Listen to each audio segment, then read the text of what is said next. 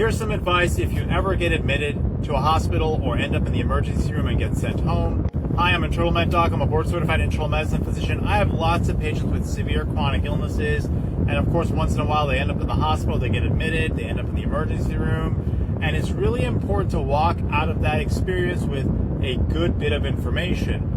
Unfortunately, for example, I had a patient today that ended up in the emergency room with shortness of breath, an elderly lady with a lot of chronic health issues. She came to me 24 hours after being discharged, and she absolutely had no idea what any of the results of her test were. She told me that the clinician who took care of her did not even tell her what the results were, what the diagnosis was. They just said, "You're fine, here's some medicine, please take this, go follow up with your doctor." Now, I know emergency rooms and hospitals are super busy. I used to work in those environments, and so I understand how hectic and crazy it can be.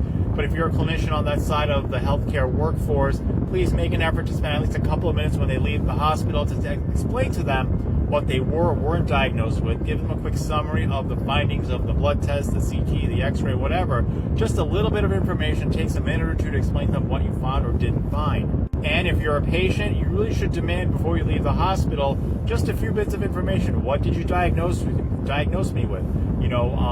What were the results of the test? Just a quick summary. It's really not appropriate for you to be let go without just a little bit of information of what they did or didn't find. That little 2-minute conversation before you leave the hospital or emergency room has really important implications. My patient almost did not take the medicine that the emergency room physician prescribed for her because nothing was explained to her. She almost didn't want to take it when she should have taken it.